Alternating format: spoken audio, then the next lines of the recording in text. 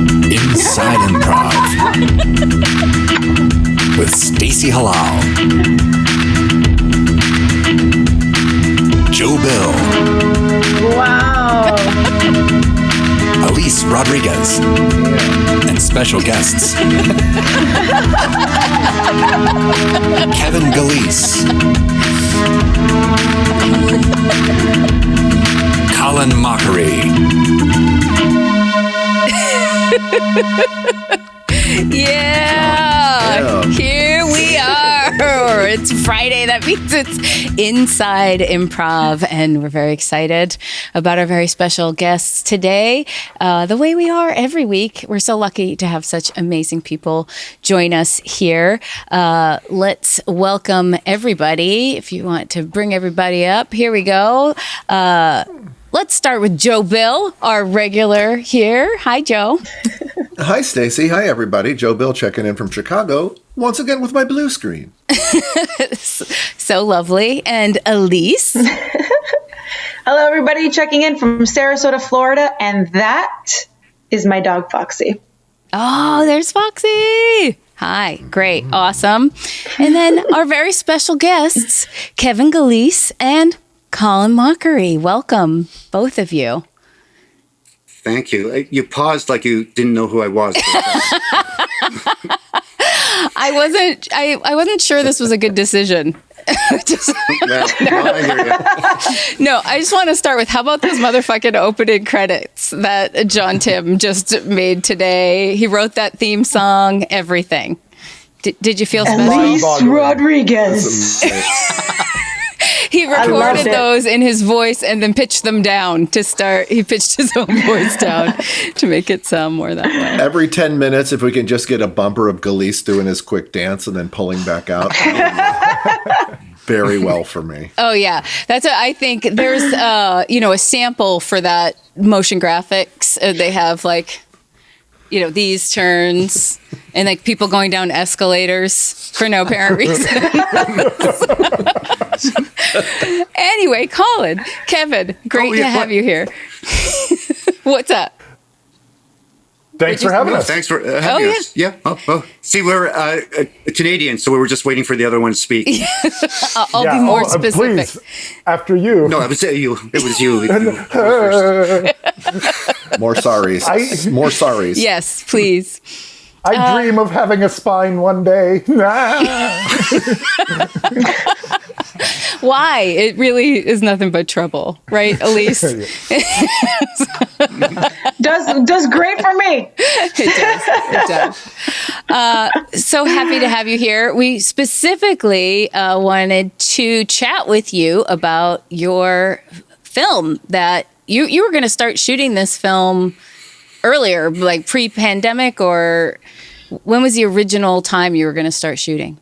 Yeah, like everything kind of got pushed a year. And so we were going to do our Kickstarter last year and we were going to shoot last year. And now we're kind of in our final countdown of our Kickstarter now. And we're hoping to shoot in December. That's the plan. But I've learned from last year that sometimes you have to change your plans. Good thing we're improvisers, I guess. Yeah. Right. It's so tough. And Colin and Kevin, how did you two originally meet? It was sort of a meet cute without the cute. I was in Vancouver, and I think Kevin was there part of a tournament. Was it Valentine's Day? I don't remember exactly what the thing was, but I just remember being up there doing improv in Vancouver and seeing you in the lobby. We both finished our shows in various venues, and he came up and introduced himself and said, you should come to Atlanta and have fun with us. And so I just, being an improviser, said, yeah. And I thought that was the end of it. But no, he followed up. And it quickly became one of my favorite places to play with. Everyone there is wonderful, as in Portland. But it was, it was just lovely. And I love every time I would come, they would make me do more stuff. And it would be just fun. No, it's true. It would be is true. videos. It'd be but it was great because what would I do? Just sit there waiting for some. No, I enjoyed it and I got to know people and it was and got to see Atlanta, so it was lovely. It's amazing. Yeah, every time you're in Atlanta, I see all of the Dad's Garage posts, and it'll be like, Colin's in this podcast, and this show, and this other show, and this video we made, and this. It's amazing how much you accomplish in the time you have, Colin, within your grip. It was the shingles installation that I thought was a little too much. There's a labor shortage, and you seem to kind of go with whatever we ask. So I just threw it out there, and now I got a new roof. So with actually, within hours of the first time you and I met, Colin, we did that photo shoot with Andy Batt, who's just this internationally renowned photographer, and he was super excited. And Colin, of course, just like, yeah, sure, I'd love to get some great photos. Yeah, so it was like 3 hours of being in a paper suit, a white paper suit, totally white. Yep. And he couldn't move, and he just kept giving me very angry eyes. And I was like, oh, are you thirsty? Yeah, I brought him a huge glass of water with a straw, and he drank it from top to bottom. Which is not great with a paper suit, by the way. Was the straw paper straw? Not yet. No, it was pre-turtle video. Well, yeah. Not all paper, I guess. So you're okay, Colin. Yeah. Okay. It was a great shoot. Super cool. Yeah, it was. And it turned out well. Turned out really well. Oh, good. We never really talked about it. Anyway. No. So now Kevin has roped you in. I wouldn't say rope. I'm just kidding. There was actual rope at one point, but eventually. No, Kevin said, I've written the script. I'd like you to be in it. I love when people ask me to do stuff that I don't have to audition, because that's where I lose parts. And the script is funny and touching, and I know it meant a lot to Kevin. There's a real personal bent to this script. So, I'd be happy to do it. And working with Amber and Luke, who I just met, I think the last couple of times I was in Atlanta, who's just a lovely guy and lots of fun. Amazing. And Kevin, so the film's called How to Ruin the Holidays. Yes. And you want to share a little bit of your inspiration for writing this script? Sure, yeah. Basically, I had an opportunity a few years back to work with a program called the Spotlight Program that operates out of the MJCCA here in Atlanta. And the Spotlight Program gives acting opportunities to actors with developmental and cognitive disabilities. And they had approached Dad's Garage to say let's do a project together, without kind of realizing that my younger brother, who's just a year younger than me, has that type of disability. And it's just something that it's so close to my heart, right? And so we ended up doing this little short film project that was really special. It's really sweet and funny. And for me, felt like a turning point in a lot of ways, because I thought, oh, wow, this meant so much to me. Maybe this is the kind of stuff I should be doing, stuff that I really, really care about. Even if it's kind of scary and hard, because, you want to get it right, things that are so precious to you, it's more important to get it right? If I made a movie about tacos, and it's Kevin, what is your relationship to tacos? You eat them sometimes, and you know what I mean? It would be there's no stakes for me, right? Whereas if I'm going to make this movie about my relationship with my brother and what that's like, and I'm going to, I got to get it right, otherwise I suck. You know what I mean? It's that's a lot of pressure, because you have to represent them almost, right? And it's you're representing people that need representation in some ways, right? And that's a lot of pressure. And I was just going to say the name of that short, Kevin, which is awesome. Yeah, it's called That Was Awesome. And if you go onto YouTube and search Dad's Garage, That Was Awesome, you can find our short. And it's also a kind of connected to my Canadian heritage, because it's about hockey. it's about a hockey team. You just got like regressed to your shoulders came up and you went hockey, hockey. Like, Playoffs are coming up. Talking about this whole thing, like even talking about this project from the beginning, like before we were joking around a lot, right? But now, like once we started to talk about this, like the energy shifted, and it's really delightful to see somebody feeling that so authentically. It's really nice. Thank you. And just to your point from before, because I think it's so important when you talk about like the pressure of like representing an underrepresented group, I like can't even, I just can't even think of it. It's such an important thing to think about, but I'm like, if I think about that, I'm going to make myself crazy. So I just like say like, all I'm representing is me and my brother. And like, if there's extra people that like are happy to see representation, or people feel like, oh, that reminds me of me, then that's a bonus. But I can't try to speak for anybody, you know? Right. Yeah. Yeah. how did you meet Luke? I met him on this short film, and he was the lead. And he blows it out of the water. He's so good. Great. So good. Awesome. Had you started rehearsing? I'm sorry. Had you started rehearsing before like all the shutdown? Like, have you done some cast meetings in person or online? Oh, no. You know, in some ways, the pandemic might have actually benefited the project, although I didn't realize that until very recently, because I was forced to sit for a year on this project and nitpick it. And so the reason we haven't started rehearsals is because I've been iterating on the script. You know, I'll like send it out to a bunch of competitions and things that give you feedback, get it back, process all the feedback, do another draft, do another round of, you know what I mean? And so the script is, I think, almost in its final form. That's great. You know, Vince Gilligan talks about, he's the showrunner, writer of Breaking Bad, and the writer's strike happened in the first season. And he said it was the best thing that could have happened to him because he got so caught up in learning about the show running part, like looking at costumes and looking at sets and looking at all that stuff, that he hadn't really dug in personally to the writer's room as much as he should have. And so they had all this extra time to revise things on the DL while that was happening.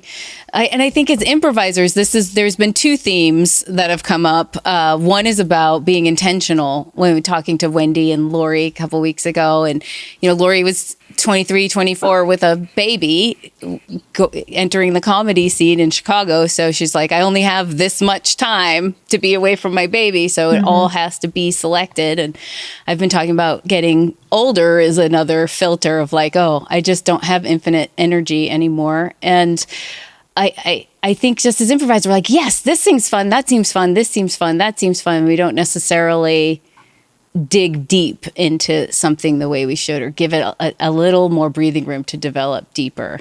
Is that your experience, Kevin? Like, it's easy to stretch yourself out thin.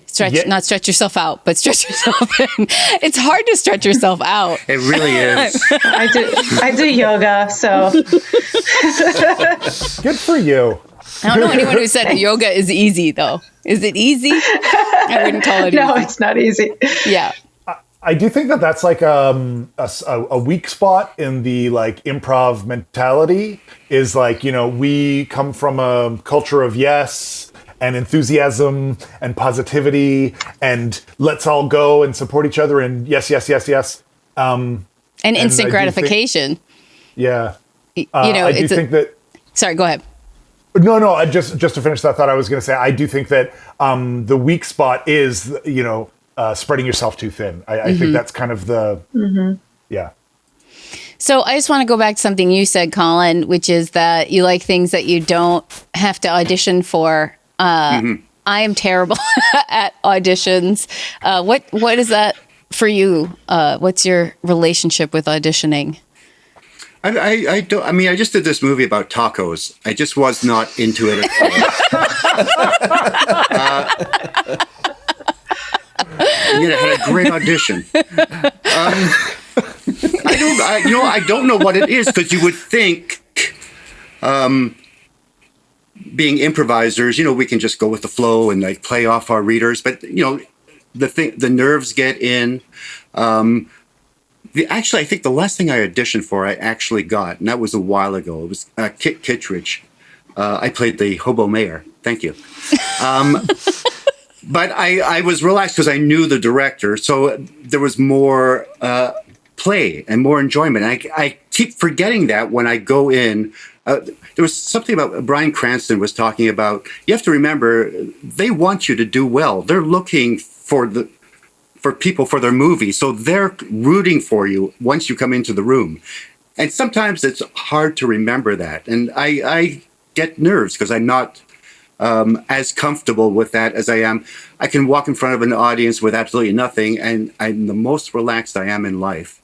But then sitting in front of two people holding pieces of paper, it's a whole different ballgame, and it's all mental. It really is all mental. I find whenever things have gone bad in my professional life, it's all due to me, either blocking myself or stopping myself from giving the most I can give. I think a lot of people would be very surprised to hear that you get nervous, and you've been doing this for 30 plus years and you've been on TV. And I think it's nice. It's sort of validating to hear that nerves can affect you as well, because as we were just talking about before this, like I've seen you fly from Mexico, get picked up in an airport and walk in and crush a show in front of 1,000 people or whatever that was. And right before you went on, I was like, Colin, how are you? And you just looked at me like, I'm great. What? And then you walked on stage. Because that's my world.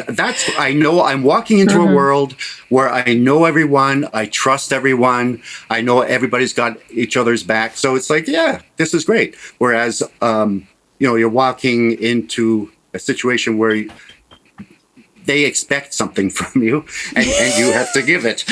And they're putting words in your mouth. Like initially, like we're improvisers where we operate from inspiration and from intuition. And then they give you a script and they're like, say these words where it's like, we're so trained to come from a place of within versus do this and do this now. And it's like about milk or cookies, It's like, all right, I feel very emotional and inspired by this right now. And I'm going to give you one good, With that. Yes, Mom. Matt Sherman, who was running the show Mom. that we were just talking about, Colin flying in during intermission to come up, just shared that he had huge nerves that day. I just remember flying to the airport because I was doing a corporate and where I was being hit by a hurricane. And the plan was the company was going to fly me out in a private plane, but they decided it was too dangerous. But United thought, hey, let's go to Edmonton. So I managed to get a flight on United. Like I got one of the last seats and And then once you're on the plane, it's like, well, there's really nothing I can do. The plane will get there when it gets there, if it gets there. And if it gets there, I'll do a show. If it doesn't, I hope I get top billing. Well, I think Proops had top billing that particular festival. He wasn't on the plane. Yeah. I always look around. If there's a country star, I'm fucked. But usually, it's okay. That's amazing. That was fun. Then that was my first time getting to see you and Greg Proops play in a show together. And he's a very different person than you, which I just enjoy, like the contrast between the two of you. Like you've got your hockey shirt on and he had like a suit, expensive. Suit, yeah. And like a nice, not inexpensive suit. I think somebody tapped a can when he was sitting on a table and he flew up like so fast, like better not get on my suit. And always the drink. He loves the better things in life. Yes. Whereas I'm just happy with life. Yeah. It's like a never-ending one-upsmanship game between him and Jeff Davis about who's got. Oh God, yes, suits. I know. Jeff Davis was inspired by him. He used to just wear shirts of bands that nobody had heard of, and then Greg sort of took him under his wing, and now it's like this real competition. There's It's a power to hilarious. it, though. There's such a power. I wore a blazer last week, and Elise was like, "Where's my blazer? You're wearing a blazer? I gotta get a blazer." Everybody, and Joe was wearing like a polo shirt with a collar. I was like, everyone's got a collar on. What am I doing with this freaking t-shirt? Well, Kevin and I are here to keep it real. Yeah. Yes. Thank you. I'm Lori wearing and my Wendy show George up. Orwell t-shirts, so I'm keeping it real with the nerds. Yeah, man, but you're behind the camera now. Yes. Thank that's God. Right. That's right. Now you Which need is to- such a fun place to be. I wanted to ask, so behind what's it like for you behind the camera versus being in on stage or in front of it, right? Because I know that for me, I fight with myself. Do I like the performance or do I like the production and the direction of things more? And I feel like I land in the production of things if I had to choose. Yeah, when I was younger, I always thought that my career trajectory was to be a performer and to be an actor, and I think it was like it slowly dawned on me as I was doing that work that I was like, but wait, the reason I love improv is because I get to make my own stuff. You know, like you're creating your scene, you're creating your show. Right. When you're working as an actor, you create what you have to play in someone else's sandbox. And so that's why improv ultimately led me away from being the performer and into wanting to be the person creating the sandbox, because that's really what drew me from kind of the beginning. So yeah, I'm really into being on the producing and writing side. And although my creative partner Arlen always makes me play roles in our projects because he thinks it's funny to make me play like shitty weird roles. You see, but that sounds like perfect to me. It's like you've got creative control and then you can still play a little bit. I think that's fantastic. Yeah. Like in the hockey one, I like have the most hideous facial hair because we were like, I was the villain. So we decided that the grossest type of facial hair was like a goatee that like doesn't stop and like goes down your neck. Ew, no. It was nasty. It was. It no. told us a lot about your character. But I was a villain. I had to Exactly. be the bad guy. But did you have to be a gross villain? I mean, my character was like picking on people with disabilities. So like, yeah, I definitely Oh, yeah, fuck that guy. closest. Yeah. I do this annoying thing. Luckily, John Tim puts up with it. Yeah, thanks, Alan. I'm sorry. I didn't mean to jump in there. No, Sorry. it's fine. You know, I used to worry It's not about fine. like giving Canadians too much shit because I know you're all nice, but then I met Colin and I don't worry about it at all. And Denise Jones, of course. Yeah. Yeah. I don't even remember what I was. And there's some annoying thing that I do, but I don't remember. Oh, when we watch movies, when a character gets totally like just outrageously despicable, I'm always like, oh, see that, John? They're doing this so we don't feel bad later when they kill this character. But are you right every time? Usually, yeah. Have I been? Yeah, you see? It's true. Yeah. That's like when Amber watches her like murder shows, like, you know, Oh my true God. crime. Yeah. It's like always on. And I always walk through on my way to the bathroom. I'm like, husband did it. And I'm always right. It's always my husband. Right? And I think that's the statistics, unfortunately. Anyway. Yeah, I guess that's not funny. She does love. So let's talk about Amber, since you mentioned her. She's the star as well in this movie. And has she helped? Like, have you had anyone in the cast, or do you plan to have them improvise at all, like a take, or through rehearsals? Or are you going to let the script evolve? What relationship will improv have to the script and process? It's there's a real tension between like basically the reality of, and I think this is the tension in all art. You know what I mean? The tension between like your vision, your dream, and like cold hard reality. You know, and so like we have limited budget, we have limited time. So we're going to be having to move really quickly. So that's going to limit how much we can use improv. But at the same time, we know that like making a little bit of space for that helps things really come alive. And so it's hard to say exactly where it's going to land. We probably are going to like aim for one thing and then be like, we're running out of time. Lock it down. Like, That's the first, I got a grant to do improv. That's how I got into improv, was actually through film. And I like Mike Leigh movies and Christopher Guest movies where improv is part of it. And so that led me to long form. Improv is an ensemble creating a story together. And oh my God, I keep forgetting what I was saying today, you guys. I shouldn't have smoked that weed with you, Kevin, virtually. Oh my God. Oh, I remember. So I got this grant. So I was paying everybody, right? So I had like a paid audio guy and a paid camera guy, and I'm paying everybody by hour, but it was supposed to be a mix of improv and film.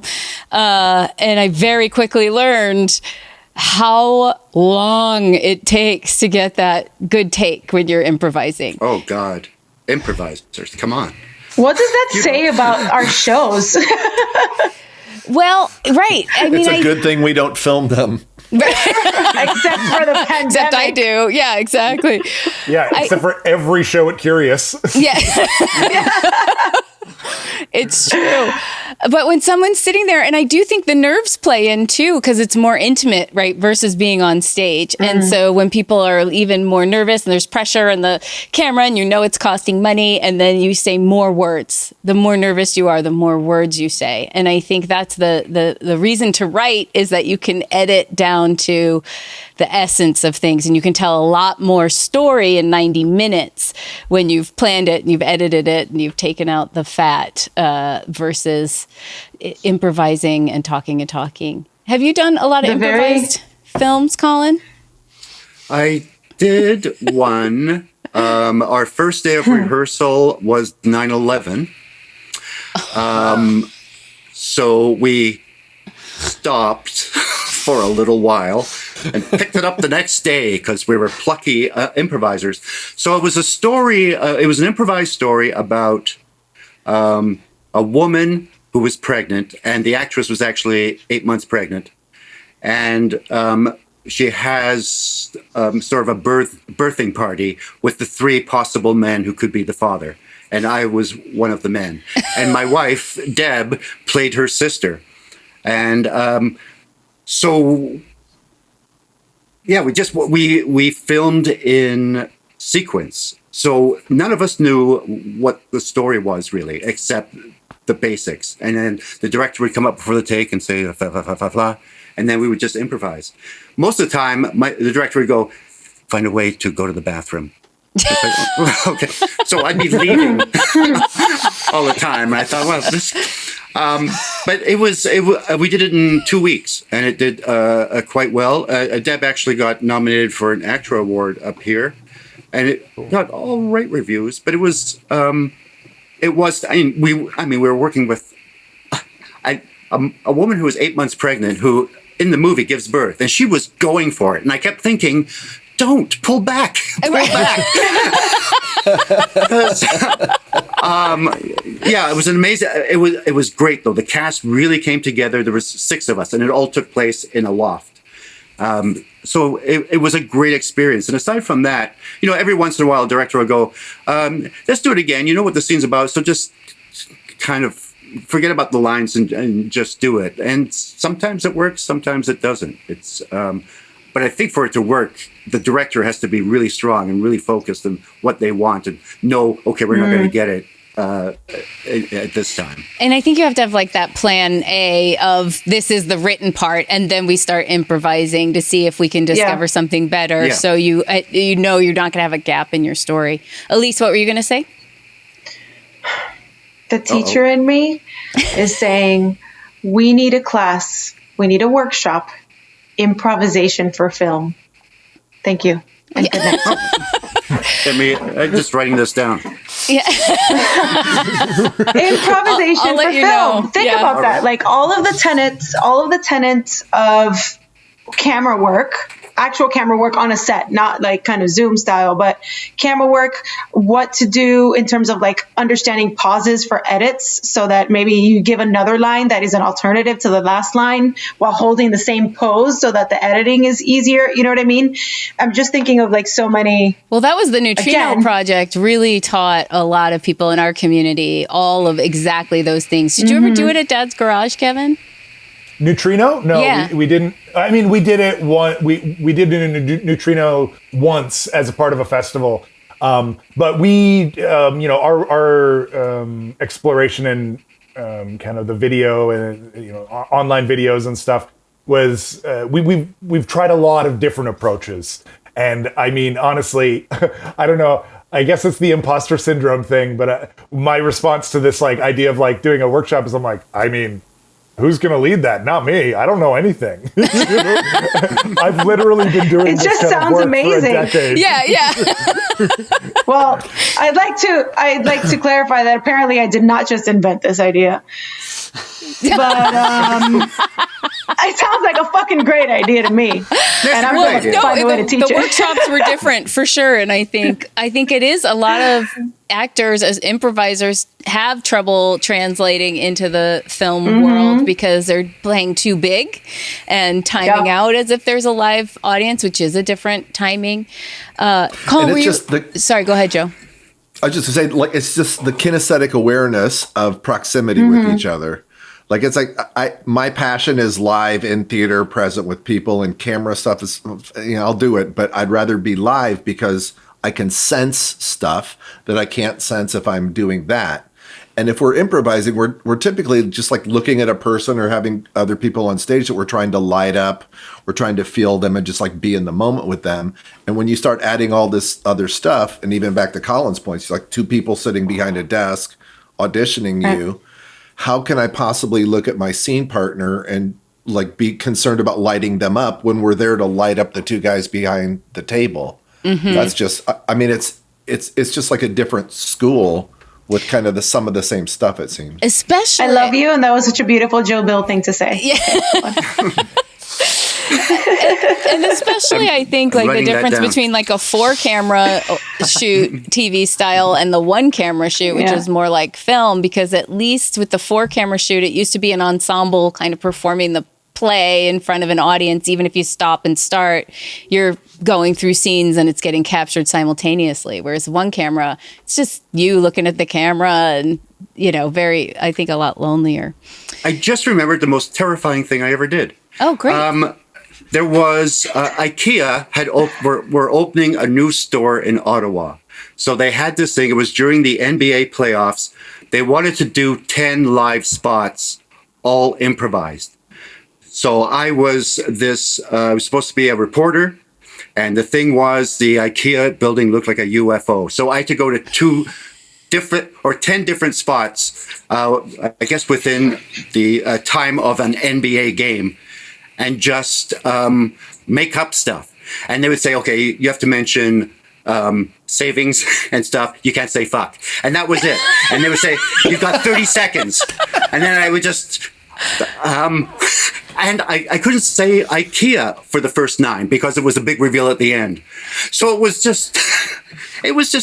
and there were different, there was a 15-second spot, do it, get in the car, drive to somewhere else, 30-second spot. And then the last one was a minute. And they say, okay, we need you to say, It's a long time. do the reveal in the last 15 seconds. It was just, my mind was just exploding the entire time. It was, and yet I felt so free. Because there was no other actors, there was just me, and I love when there's no one to blame. It's all on me. If I suck, it's because I'm sucking. If it goes well, it's because I did well. Unlike, television or movies, where there's so many people who have input into your performance, through editing, through whatever. So I have no point to this story, except I just No, remembered it. it's I felt like great. sharing it. Everyone's greatest fears are rooted in IKEA, so don't worry about it. That's true. It's Yeah. true. I'm terrified I will never get out of one. I can't find my way out, and I hate everything in there. Yes. This story made me think like I don't know. I'm not claiming I know anything about improv on camera, but I know for what I prefer when I'm like working with someone, it's like this idea that it's like when you're on camera and you're supposed to improvise, people just like start talking, like you were kind of saying earlier, Stacey. It's like start making stuff up. And they just start, and it's like, what is this? No. Stop talking. Just look over there and start from that. I just want to see you looking at something and then improvise moment to moment reality of that. Don't start making up do you know what I'm saying? Like it's Yes. like almost improv as an approach to be a better actor, as opposed to like make up some weird backstory that I'll have to edit out, you know? Well, that was There's the always beauty a of fear Neutrino out- is that film stretches time. Yeah. So, And I was going to add, yeah.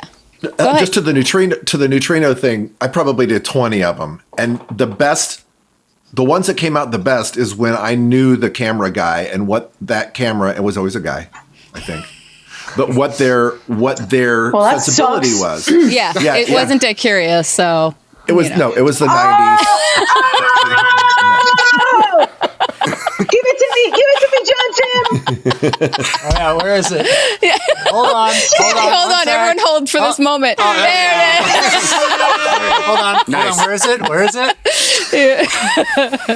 He's always on top of it. Just if like you have a that. sense- Joe. Just like that. Sorry, go ahead, Joe. If you have a sense of what the person holding the camera is attracted to or what their sensibility is, you know, if I was doing something and I knew Kevin was shooting it, I kind of have an idea of, I know the realm of kind of stuff that Kevin likes. So then if you and I are doing a scene, Stacey, then, and if I can just feel him moving, oh, he's probably doing this, so I'm going to give you that. But if I don't know the sensibility behind the camera, then it's my inner pleaser wants to have a nervous breakdown. Right. Yeah. Yeah. It's like a musical director, right? Except it's the person behind a camera instead of behind the piano. Yeah, and I think They're for another improviser. us, you know, when we first started, we did a lot of neutrinos. We did it for many years on a regular basis, and at first it was I always said improv is the hardest thing I ever did. And that's why I became addicted to it until I did neutrino, because then it's everything about improv that makes me scared, plus everything about filmmaking, which is so intense. And so when the actors started, it was like, oh, it's different improvising in front of the camera. There's no audience to respond to. So the director would start to be the person who had to spot what was there in the scene and how to make the moment stretch. So if it's a tense scene, right, you cut to the doorknob, then the person's eyes, then the doorknob, then a footstep. Like you can really make things, or you can make things go really fast. So there's a whole different relationship with time, and your audience is your director. But I think it does help I love cross training in general. Like acting for film teaches you about improv, doing stand up teaches you about improv. Yeah. I love all of it. Joe Bill made me do my first and only comedy set improvised Oh my at an gosh, improv did. festival. that's right. I didn't come in and I didn't see it, but it went You didn't really well improvise stand-up set? We both did improvise stand-up. in Miami. This man right here. Okay. Wow. And there was a scene right before me going up there where it was literally me and Joe arguing in front of everybody in the room. He's like, go up there. I was like, I'm not going up there. He's like, go up there. I'm like, I'm not going up there. Fuck, all right. And then I went up. And then I improvised a comedy set, which I can't even. It was funny. It was great. It was. It was Mars Timms who led that, right? That whole Yeah. improvised We we Great, knew yeah. that Mars. Yeah, we knew Mars was going to close. The set, and so it was just. I mean, it's like let's just. We're at an improv festival. Let's improvise stand up. Mars has got it. He's got the mop. He'll clean up this mess. Let's go. So before we switch over to talking about your Kickstarter, how is Canada right now? Like, how deep into it? Are vaccines starting to roll out? Is there a light at the end of the tunnel? You started out sure. great. Yeah, things happened. I got my first vaccination. Then an hour later, the news came out, it may cause blood clots. So you go, oh. All right. But they've paused the AstraZeneca right now. I think most of the provinces have. Their initial tests look promising that you'll be able to mix your vaccinations. So my second one could be Pfizer or Moderna, depending. But it's been slow and shocking, actually, how poorly handled it all was. Especially, we had SARS a little while ago. So I thought that maybe from that, they would have been a little more prepared when something happened. But they're not. So my mom is a doctor, and so back in Edmonton, and so she's been on the front lines of the pandemic the whole time. She lives for this. She loves it. She's like, this is my chance to be a superhero. And I'm like, Mom, just take it easy. Yeah. You're old, Mom. Chill it out. But anyways, she said she always has stories for me about,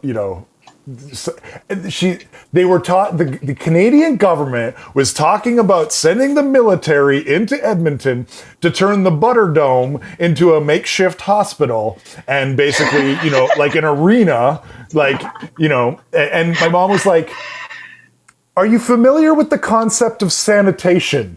I know that you can fit all these beds into this area, but I think that might not be the best idea. So it's like these kind of harebrained schemes that like a 5-year-old would think of. It's just like, it's like every place is run by the mayor from the Jaws town. It's like that.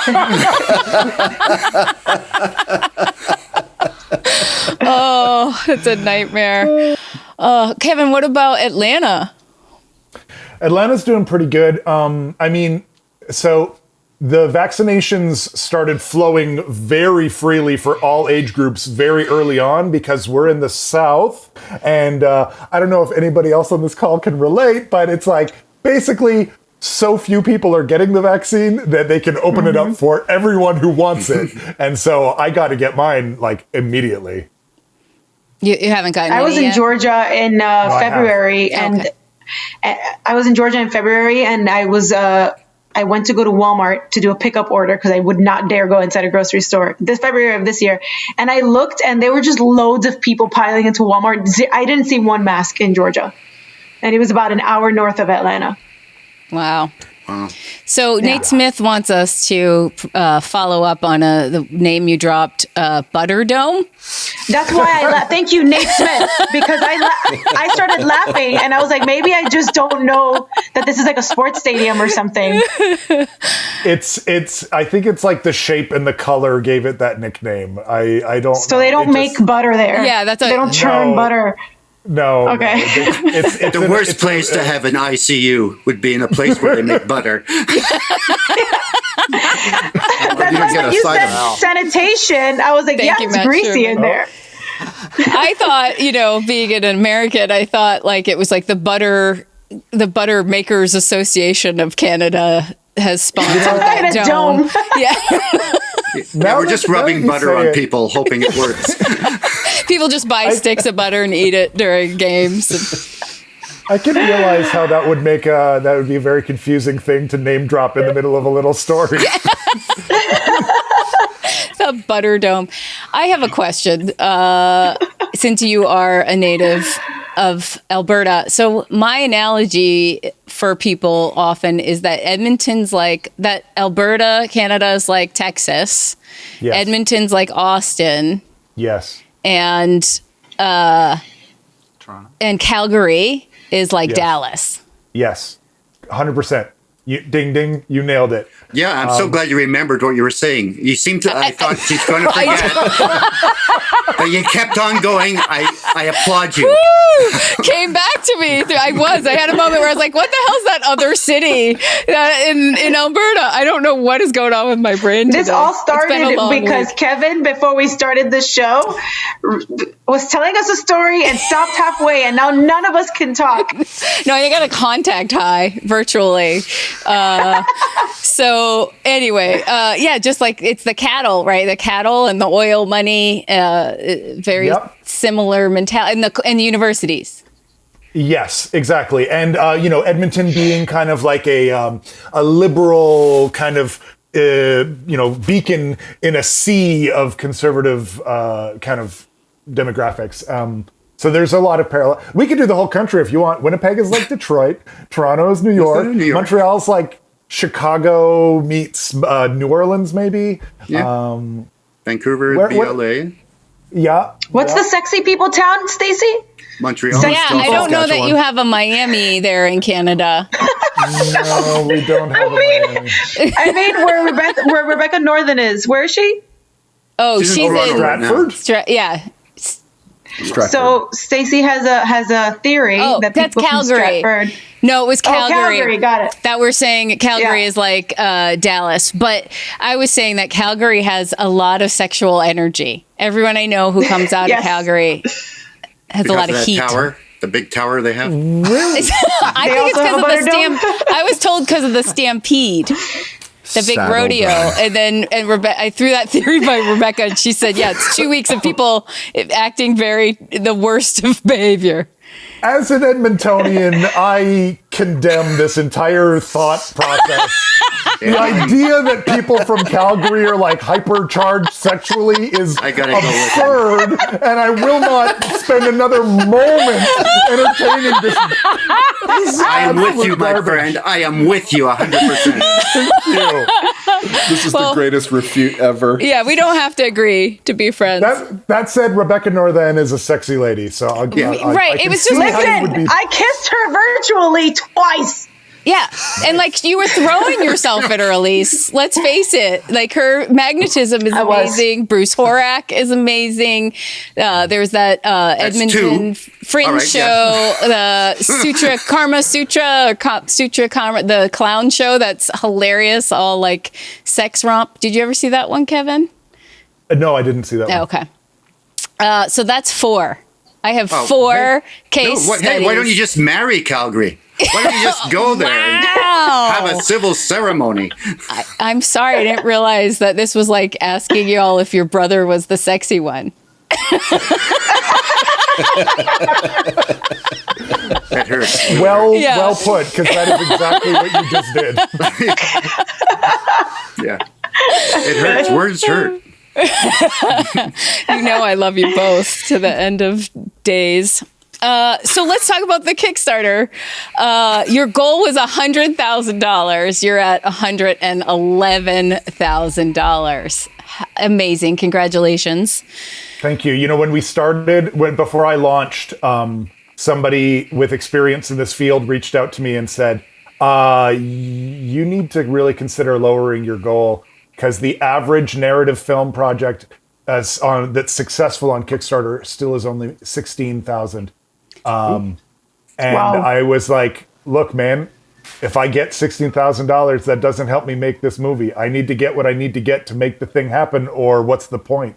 So I just wanted to give that little bit of context. It really was, people were like, you're nuts. And then it worked out, But you also have a long history with some massive Kickstarters from Dad's Garage that you have run extremely successfully. Yes. What's did you raise $1 million or $500,000? Oh God. No. What'd you raise for the space? $169,000. Okay. For the theater. That was from the Kickstarter, and then we had other streams. Close.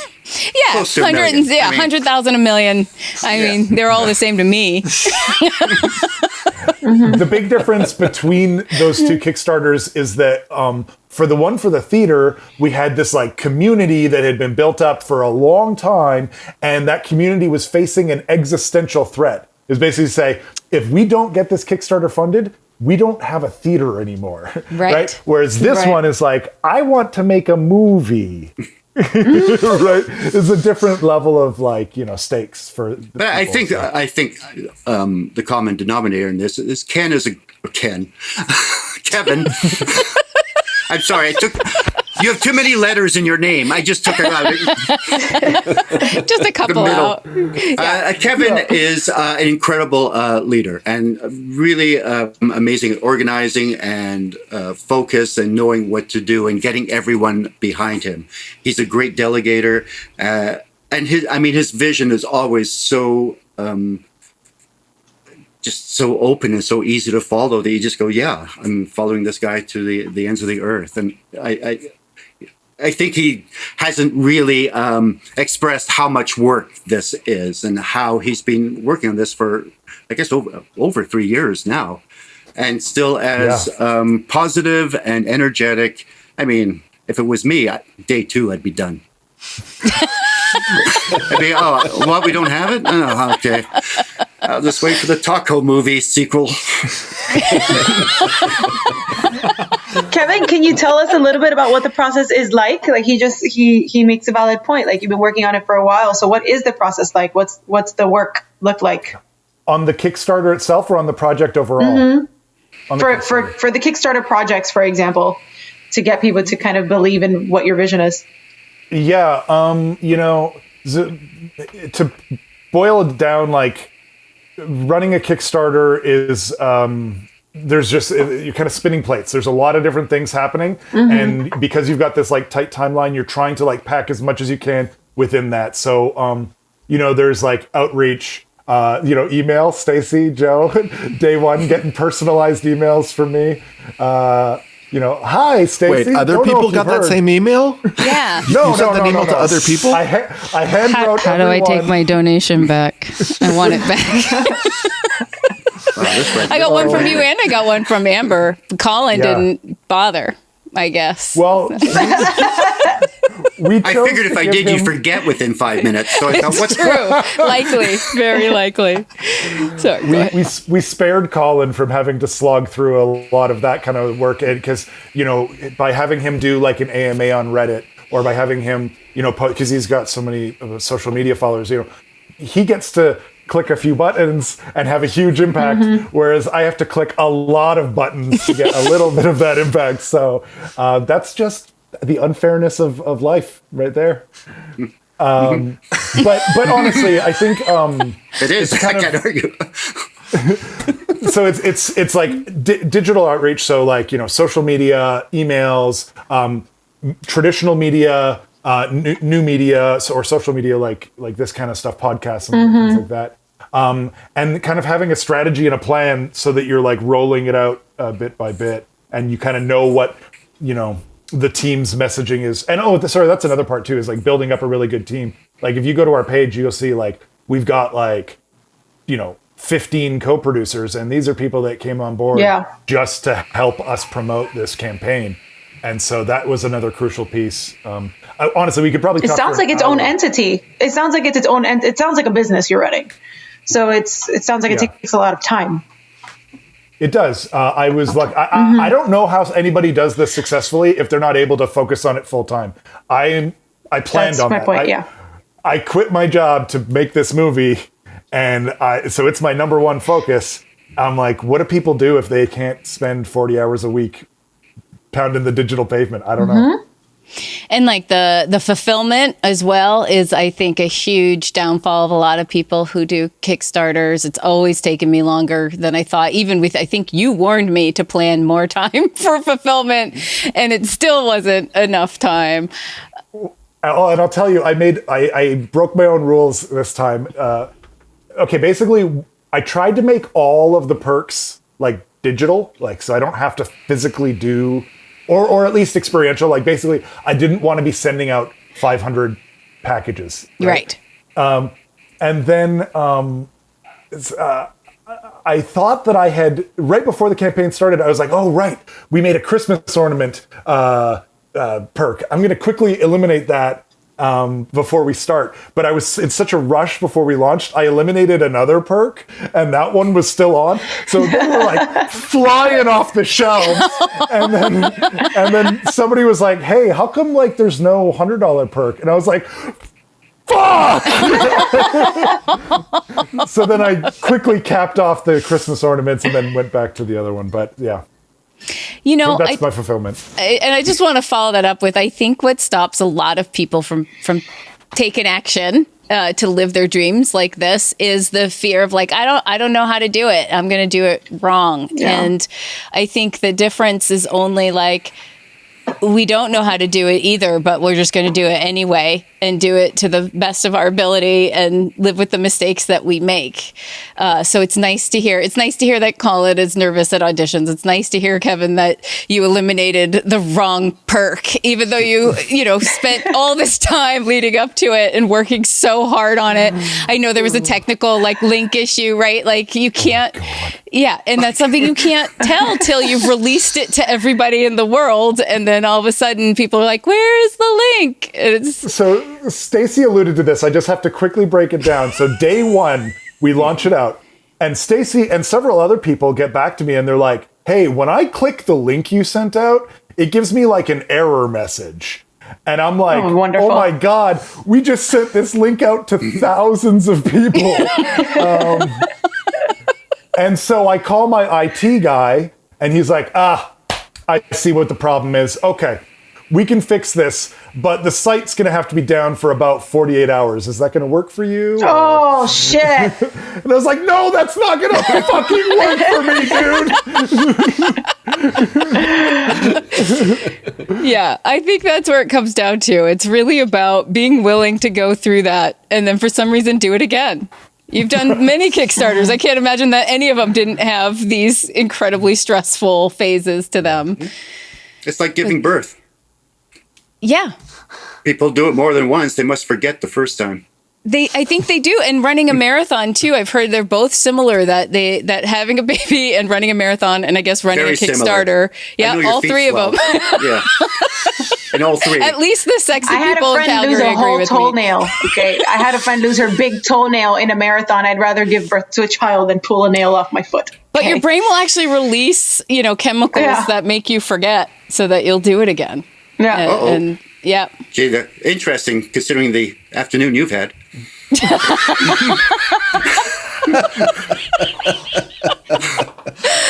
Thanks, Colin. Thank you very much. I will forget this whole conversation by dinner. Oh, goodness. Anyone else have a question for Kevin or Colin that I haven't asked? Joe or Elise or anyone online? Elise? Joe? This is a callback from 25 minutes ago because it's so... it's a question. How many, just even by raising hands, how many people have been ready to walk on stage for an improv show and then the host comes up and says, oh, by the way, this is family friendly? And then how did you cover it when you ended up cursing anyway? Well, I was told that, went out, first scene, I asked for a first line of dialogue and I got "Kiss Me Where It Stinks." Oh God! Why? Speaking of Calgary, so I felt all bets are off now. I don't know what they were thinking. No, God! Yeah, and it certainly didn't help the scene. This was an improv show in the Butter Dome, right? There was one thing I wanted to mention. I think this is funny because Colin was joking about top billing before with you, and I was remembering a story where I was doing an event at Dad's where we had a bunch of different acts come in, a bunch of different celebrities and different people coming in, and I asked Colin if he would do it, and he said yes, but he said, but I insist on top billing, and so I made the posters, and it was like his face is like in the middle, and it's like Colin Mochrie and all this stuff. And then he gets to town, and he's like, "Dude, I was joking."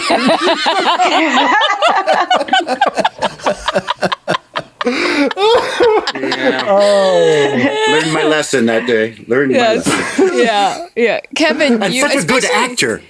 Yes, you are. And Kevin is such a good pleaser of people that, of course, he did it to the umpteenth degree. I still tell a story from a scene I saw at Dad's, Kevin, that was a text. I think it was you reading it. It was one of, the text game where you're reading people's text messages on their phone. And I think you tapped into somebody's cocaine messages. I don't know if you remember that. Oh, I remember that for sure. You started, and you had not noticed that you were headed toward it until you're like halfway through the sentence. And then you were just like, no. And then I don't know if this is the same scene or not, but I remember getting to a spot and I was like, how do I say this? I guess I'll just...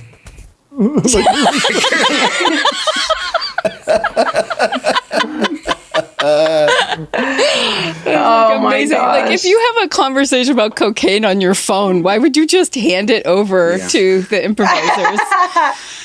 Well, I've seen some funny shit in Miami. I gotta tell you that much. I bet. Oh, I believe that. I bet. We're just drowning in weed here. So, all right. Well, Kevin, what's your ultimate budget for the film? Right now we're looking at 175 grand, approximately, a little bit of wiggle room. All I know is we cannot go above 200 because then we'll get bumped by SAG rules from ultra low budget to low, and we can't afford that. Okay. So we're going to be below 200, and I know that if we cannot make it for less than 165. So somewhere in that zone is where we're going to land. And do you have something other than the Kickstarter? Do you have some funds coming in? Yes, we have some investors, which is a fancy way of saying that I emotionally blackmailed my family into giving me their money with the promise that they'll get it back, maybe. The first way sounds better. Yeah. So what would be your dream coming out of this Kickstarter? How much would you want to walk away with by the end of the day? You know, if we can, we've got some stretch goals. And so if we can get to 120, then we can afford to hire on an inclusivity consultant, just because I want to make sure that we have as many people with disabilities at different levels of the production. And, you know, just because I have a good relationship with Luke and I wrote this part for him doesn't mean that I am like perfectly suited to like accommodate everybody at different levels, even though that's what my intention is. So the dream is to get to 120 so we can afford the inclusivity consultant, so that if we fuck up, I can at least say, hey man, I hired them to tell me what I was doing wrong. So, And that's your leadership, like superpower, is making sure there's always someone else to blame for anything that goes wrong. That's why I got Colin on board, man. That's what Tom Rittenhouse always tells me too. But I'm like, if this movie isn't funny, I'm like, was it my responsibility? I mean, I got Colin Mochrie. I think I did my job. Am I top billed? Colin Mochrie in How to Ruin the Holidays. and then at the end with Colin Mochrie, just both to make sure it's bookended. You know, stop settling for top billing. She's like, am I bookended in this first and last? Top and bottom. Wow. Just change the title to Colin Mochrie Ruins the Holidays. Yes. Hey, hang on. I know you're kidding, Joe, but Kevin. All right. Well, I have the link here, and I'll make sure it's in the comments again for the Kickstarter. Please donate to these amazing people to make this awesome movie. You'll just be doing yourself a favor, because then you'll get to watch it when it's done. Colin, are you still doing your Saturday night shows as well? Yes. Oh, you want more? Were you sure about that? I am for the next little while, and I think the plan is we're supposed to be touring late summer, but I mean, it's all up in the air. But yes, if you go to passportshows.com, you can find our schedule. It's odd. It's an odd show. But, you know, you have some diehard fans. I saw somebody was like, I've been to 27 and this week will be 28. They're there every single week. Like, you've been, I think, helping probably a lot of people get through the pandemic. Yeah, it's been great finding a way of doing it where we weren't handcuffed by the technology, where we found a way to make it sort of the third improviser and actually help us with scenes. And, you know, you'll never get used to doing a show to silence. I mean, Brad's totally used to it. But I find, you know, it is odd having that extra push of commitment and belief in yourself, because there really is nothing there. It's like, this is funny. I believe this is funny. And you don't have the audience telling you it's not. It's amazing. And you also, when you did Love Fest for us, and thank you for doing that. That was so fun to have you. You mentioned because you bring the audience in, you mentioned that it's an interesting perspective for you to be brought into people's living rooms, to which Levin O'Connor said, sorry to tell you, you've been in people's living rooms for 30 years, but that you don't usually get to see them. So have you enjoyed that sense of being in people's homes with them through Zoom? It's been great. And I found that all of our, we do a scene, it's like an odd green screen, sort of heavy special effects, but we have audience member, we're solving a murder, and we have an audience member be a coroner, one is a witness, one is the actual murderer. And they give so much more in the comfort of their home than they do on stage, because they don't have that thing where there's lights, there's an audience. They feel totally secure. We've had just amazing people improvising beautifully. So that I'm going to miss that. I'm really going to miss that. And having to do corporates in person. Yeah. This is the best way to do corporates. It's Definitely.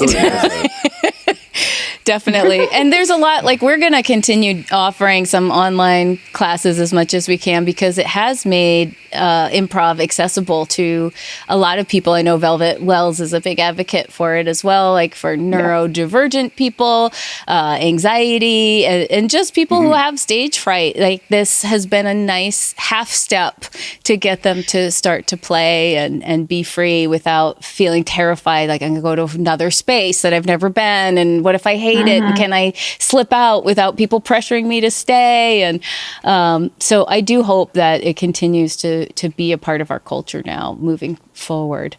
But I'm also excited to see you in person again someday soon. Nice. All right. Well, thank you both. Is there anything you want to add that I didn't mention, Kevin or Colin, before we go? I mean, are you going to apply for the artistic director job at Dad's Garage Theater? Me personally? Yeah. Honestly, I considered it. With all your free time? Yeah. But you all just have like a great board and just the longevity of Dad's. And Georgia's actually beautiful. I'm excited, even though it's still fluctuating. Like, Atlanta's really, Georgia's getting a little bluer each day. And you're all there, and I love you so much. I mean, come on. How could I not think about it? Unfortunately, I have a theater of my own to take care of. Oh no! Oh my God! Well, she's leaving you. You Nate know Smith, I've got to pressure you. You know I have to John try. Tim. Yeah. So, are you looking for both artistic and executive director or managing directors now? Yeah, I think the managing directors are. I think there are several rounds into that process. Okay. But yeah. But me and anybody Laura who's were watching, a dynamic duo for so long, and then it's time to bring in the next generation. Yeah, I think it'll be nice to have like a team that comes in together and learns it together and shapes it together. I think especially those are such hard roles to balance, right? The artistic side and the, I mean, it's great when you can keep them connected and they're not fighting each other about creativity and money and time management. I don't like change. You're so and also rigid. apparently the job is a springboard to running Second City now. So That's right. That's right. That's a way to sell it. Yeah, we had a great talk with John Carr, and I've thought a lot about it. Like, a lot of the things he said in just that one conversation have really resonated over and over. Like, even things like resonated in the moment, but then some have made even more sense since then as they've been percolating and evidencing themselves. He's a very smart dude. And he's working on this project with us as well, actually. Oh, cool. Yeah. Well, awesome. Well, thank you both. I'll let us all go back to our Fridays separately in our own little worlds, but it was just really nice to connect with you all. So thanks for being here. Thanks, everybody watching. We'll see you next time. Bye. Bye. Go Leafs. Oh my, are you kidding me?